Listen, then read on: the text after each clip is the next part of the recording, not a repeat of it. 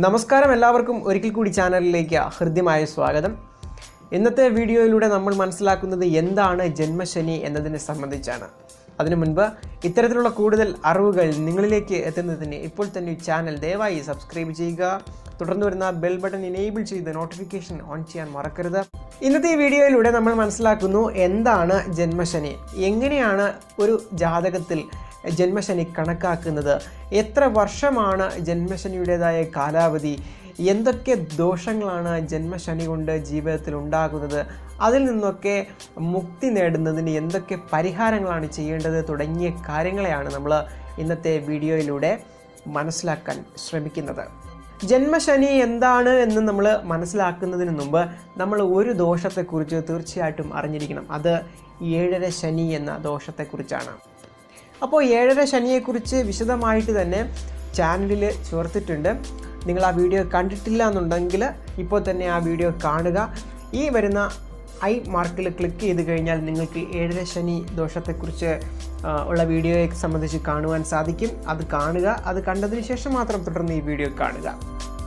ജന്മശനി എന്ന് പറഞ്ഞു കഴിഞ്ഞാൽ ഏഴര ശനിയുമായി ബന്ധപ്പെട്ട് വരുന്ന ഒരു ദോഷമാണ്. അതായത് ഏഴര ശനി കാലയളവിലാണ് നമുക്ക് ജന്മശനിയുടെ അപഹാരം ഉണ്ടാകുന്നത്. അതുകൊണ്ട് തന്നെ ഏഴര ശനിയുമായി ബന്ധപ്പെട്ടാണ് ജന്മശനി പലപ്പോഴും നമ്മൾ പറഞ്ഞു കേൾക്കാറുള്ളത്.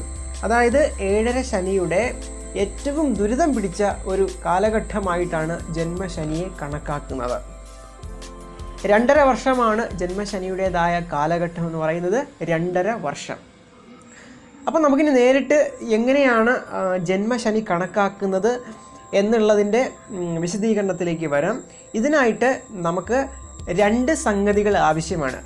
അതിൽ പരമപ്രധാനമെന്ന് പറയുന്നത് നമ്മുടെ ഗ്രഹനില തന്നെയാണ്. അതായത് നമ്മുടെ ജനന സമയത്തെ ഗ്രഹനില.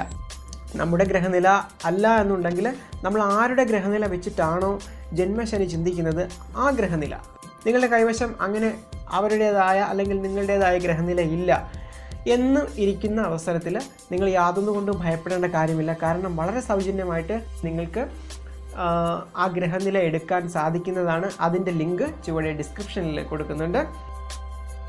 അപ്പോൾ ഇവിടെ നമ്മൾ ഒരു ഉദാഹരണം പറയുന്നതിന് വേണ്ടിയിട്ട് അങ്ങനെ ഒരു ഗ്രഹനില എടുത്തിട്ടുണ്ട്. അപ്പോൾ ഇതാണ് ആ ഗ്രഹനില. രണ്ടാമതായിട്ട് വേണ്ടത് ഏറ്റവും പുതിയ ഗ്രഹനില. ഏതൊക്കെ രാശികളിൽ ഏതേത് ഗ്രഹങ്ങൾ ചാരവശാൽ സഞ്ചരിച്ചു കൊണ്ടിരിക്കുന്നു എന്ന് രേഖപ്പെടുത്തിയിട്ടുള്ള ഏറ്റവും പുതിയ ലേറ്റസ്റ്റ് അപ്ഡേറ്റിലുള്ള ഒരു ഗ്രഹനില നമുക്കൊപ്പം ഉണ്ടായിരിക്കണം. അപ്പോൾ അത്തരത്തിലൊരു ഗ്രഹനിലയും ഞാൻ എടുത്തിട്ടുണ്ട്. 2018 ജൂലൈ 31 ഗ്രഹനിലയാണ് ഞാൻ എടുത്തിട്ടുള്ളത്. നിങ്ങളെപ്പോഴും ജന്മശനി കാണാൻ നിങ്ങൾ തയ്യാറെടുത്താലും നിങ്ങൾ ആ നോക്കുന്ന സമയത്തുള്ള ഏറ്റവും ലേറ്റസ്റ്റ് അപ്ഡേറ്റിലുള്ള ഗ്രഹനില എടുക്കാനായിട്ട് ശ്രദ്ധിക്കുക. കാരണം ഗ്രഹങ്ങൾക്ക് പലപ്പോഴും ഇങ്ങനെ സ്ഥാനമാറ്റം സംഭവിച്ചു കൊണ്ടിരിക്കാറുണ്ട്. നിങ്ങൾക്ക് ഒന്നുകിൽ നിങ്ങളുടെ വീട്ടിലുള്ള കലണ്ടറോ മറ്റോ ഒക്കെ ഉപയോഗിക്കാം. കലണ്ടറിലുള്ള ഗ്രഹനില നിങ്ങൾ എടുക്കുകയാണ് എന്നുണ്ടെങ്കിൽ നിങ്ങൾ കലണ്ടർ ഗ്രഹനില വിശകലനം ചെയ്യാൻ പഠിച്ചിരിക്കണം. കാരണം കലണ്ടർ ഗ്രഹനില എന്ന് പറയുന്നത് ആ മാസം 1-ാം തീയതിയിലെ ഗ്രഹനിലയാണ് രേഖപ്പെടുത്തിയിരിക്കുന്നത്. അതിനുശേഷം പിന്നീട് ഗ്രഹപകർച്ച സംഭവിക്കാം. അപ്പോൾ നിങ്ങൾക്ക് അതിനെക്കുറിച്ചൊരു ബേസിക് നോളജ് ഉണ്ട് എന്നുണ്ടെങ്കിൽ നിങ്ങൾക്ക് കലണ്ടറിൽ തന്നെ ഗ്രഹനില എടുക്കാം. ഇല്ലാന്നുണ്ട് നിങ്ങൾക്ക് അത് പാടാണ് എന്നുണ്ടെങ്കിൽ വളരെ സൗജന്യമായിട്ട് വളരെ ഈസി ആയിട്ട് തന്നെ നിങ്ങൾക്ക് മൊബൈലിൽ നിങ്ങൾ വിചാരിക്കുന്ന ദിവസത്തെ, അത് 10 വർഷം മുമ്പുള്ളതാകാം, 10 വർഷം കഴിഞ്ഞിട്ടുള്ളതാകാം, ഏറ്റവും ലേറ്റസ്റ്റ് ആയിട്ടുള്ളതാകാം, ഏതായിരുന്നാലും നിങ്ങൾ വിചാരിക്കുന്ന ദിവസത്തെ ഗ്രഹനില എടുക്കാനുള്ള സൗകര്യമുണ്ട്. അതിനുള്ള ലിങ്ക് ഞാൻ ഈ വീഡിയോയുടെ ഡിസ്ക്രിപ്ഷനിൽ കൊടുക്കുന്നുണ്ട്. അപ്പോൾ നിങ്ങൾ അങ്ങനെ ഏറ്റവും ലേറ്റസ്റ്റ് ആയിട്ടുള്ള ഒരു ഗ്രഹനിലയും നിങ്ങൾ എടുക്കുക. അപ്പോൾ ഈ 2 കാര്യങ്ങൾ നമ്മുടെ കൈവശം ഉണ്ടാകണം. ഇങ്ങനെ 2 സംഗതികൾ നമ്മുടെ കൈവശം വന്നു കഴിഞ്ഞാൽ ആരുടെ ഗ്രഹനിലയിലാണോ ജന്മശനി ചിന്തിക്കേണ്ടത് ആ ഗ്രഹനില നിങ്ങൾ എന്ത് ചെയ്യുക, കയ്യിലെടുക്കുക. അതിനുശേഷം അതിൽ കൂറ് രേഖപ്പെടുത്തിയിരിക്കുന്ന രാശി ഏതാണ് എന്ന് നോക്കുക. കൂറ് എന്ന് പറഞ്ഞു കഴിഞ്ഞാൽ എന്താണ് എന്നതിനെ സംബന്ധിച്ച് വിശദമായിട്ടുള്ള വീഡിയോ യൂട്യൂബിൽ കൊടുത്തിട്ടുണ്ട്. അതിൻ്റെ ലിങ്കും കൊടുത്തിട്ടുണ്ട്. നിങ്ങൾ ആ വീഡിയോ കണ്ട് മനസ്സിലാക്കാൻ ശ്രമിക്കുക. എന്നിരുന്നാലും ഒന്നുകൂടി പറയാം, കൂറ് എന്ന് പറഞ്ഞു കഴിഞ്ഞാൽ നമ്മൾ ജനിക്കുന്ന സന്ദർഭത്തിൽ ചന്ദ്രൻ നിൽക്കുന്നതായ രാശിയെയാണ് നമ്മൾ കൂറ് എന്ന് പറയുന്നത്. കൂറ് രേഖപ്പെടുത്താൻ ഉപയോഗിക്കുന്ന അക്ഷരം ച എന്ന അക്ഷരമാണ്. ച എന്ന് പറയുന്നത് ഒരു ഗ്രഹസംജ്ഞയാണ്, അല്ലെങ്കിൽ ഒരു ഗ്രഹത്തിൻ്റെ ചുരുക്കെഴുത്താണ്. ചന്ദ്രൻ എന്ന് പേരുള്ളതായ ഗ്രഹത്തിൻ്റെ ചുരുക്കെഴുത്താണ് ച എന്ന് പറയുന്നത്. അപ്പോൾ ഗ്രഹങ്ങളുടെ ചുരുക്കെഴുത്ത് എന്താണ് എന്നുള്ളത് നിങ്ങൾ വിശദമായിട്ട് അറിഞ്ഞിരിക്കണം. അതിൻ്റെ വീഡിയോയും ചാനലിലുണ്ട്, നിങ്ങളത് കാണാൻ ശ്രമിക്കുക. ഇങ്ങനെ കൂറ് രേഖപ്പെടുത്തിയിരിക്കുന്ന രാശി എന്ത് ചെയ്യുക, നിങ്ങളൊന്ന് ടിക്ക് ചെയ്യുക. ഇവിടെ നമ്മൾ എടുത്തിട്ടുള്ള ഗ്രഹനിലയിൽ ധനുരാശിയിലാണ് കൂറ് രേഖപ്പെടുത്തിയിട്ടുള്ളത്, അല്ലെങ്കിൽ ചന്ദ്രനെ രേഖപ്പെടുത്തിയിട്ടുള്ളത്. അപ്പോൾ നമ്മൾ എന്ത് ചെയ്യുക, അതൊന്ന് ചെറുതായിട്ടൊന്ന് മാർക്ക് ചെയ്യുക എന്ന് പറഞ്ഞു കഴിഞ്ഞാൽ നമ്മളൊന്ന് മനസ്സിൽ ഓർത്താലും മതി. ഇവിടെ നമ്മൾ വീഡിയോ ആയതുകൊണ്ട് തന്നെ പെട്ടെന്ന് ഓർത്തിരിക്കാൻ വേണ്ടിയിട്ടാണ് അതൊന്ന് മാർക്ക് ചെയ്തത്. അപ്പോൾ ധനുരാശിയിലുള്ള കൂറുകാരനാണ് ഈ ജാതകത്തിൻ്റെ ഉടമ എന്ന് നമുക്ക് മനസ്സിലായി. അതിനുശേഷം ഏറ്റവും പുതിയ ഗ്രഹനിലയിലേക്ക് വരിക.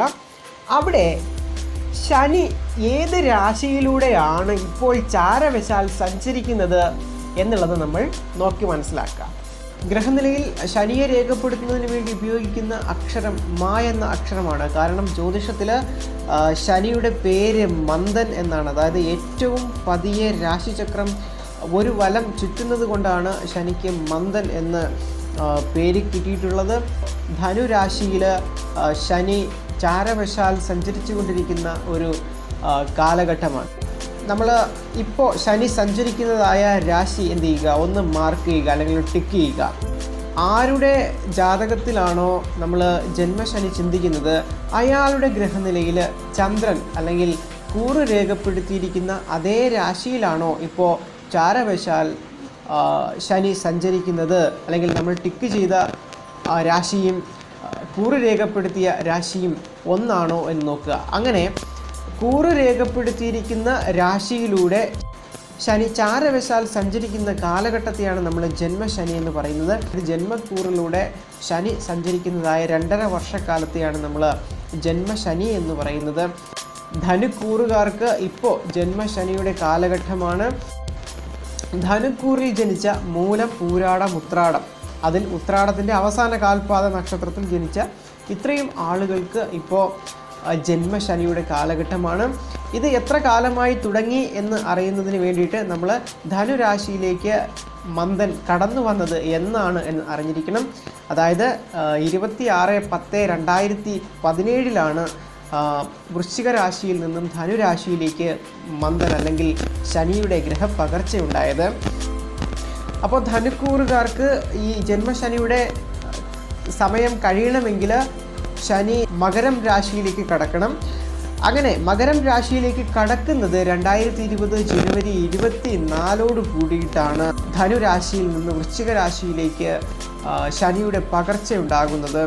ആ ഒരു സാഹചര്യത്തിൽ ധനുക്കൂറിൽ ജനിച്ച മൂലം, പൂരാടം, ഉത്രാടം നക്ഷത്രത്തിൻ്റെ ആദ്യകാൽപാദ നക്ഷത്രം, ഇത്രയും നക്ഷത്ര ജാതർക്ക് ജന്മശനി വിട്ട് ഒഴിയുകയുള്ളൂ. അപ്പോൾ ജന്മശനി എന്ന് പറയുന്നത് ഇതാണ്.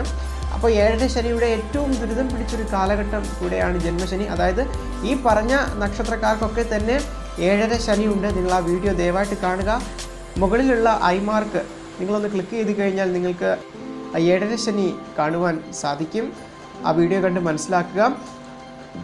7ര ശനിക്കാലത്ത് പ്രധാനമായിട്ട് ഉണ്ടാകുന്ന കുറച്ച് ദോഷങ്ങളാണ് വേണ്ടപ്പെട്ടവരുടെ വേർപാട്. അതായത് നമുക്ക് ഏറ്റവും പ്രിയപ്പെട്ട ആളുകളുടെ വേർപാട് ഉണ്ടായേക്കാവുന്ന ഒരു കാലഘട്ടമാണ്. അതൊരു പക്ഷേ തൊഴിലിനോ മറ്റോ ഒക്കെ വേണ്ടിയിട്ട് അന്യദേശത്തേക്ക് പോകേണ്ടി വരിക, വൈരം നിമിത്തം പിരിഞ്ഞിരിക്കേണ്ടി വരിക, അല്ലാന്നുണ്ടെങ്കിൽ മറ്റു രീതിയിൽ പിരിഞ്ഞിരിക്കുക. ഇങ്ങനെ വേണ്ടപ്പെട്ടവരുടെ വേർപാട് ഉണ്ടായേക്കാവുന്ന ഒരു കാലഘട്ടമാണ് ജന്മശനി. രോഗദുരിതങ്ങൾ വർദ്ധിക്കാവുന്ന ഒരു കാലഘട്ടമാണ് ജന്മശനി. അകാരണമായ ഭയം, പ്രത്യേകിച്ച് കാരണങ്ങളൊന്നും തന്നെ ഉണ്ടാകുകയില്ല, പക്ഷേ നമ്മുടെ ഉള്ളിൽ എല്ലാ കാര്യങ്ങളും വളരെ ഭയപ്പാടോടുകൂടി കടന്നു വന്നുകൊണ്ടിരിക്കുന്ന ഒരു കാലഘട്ടമാണ് ജന്മശനിയുടെ കാലഘട്ടം.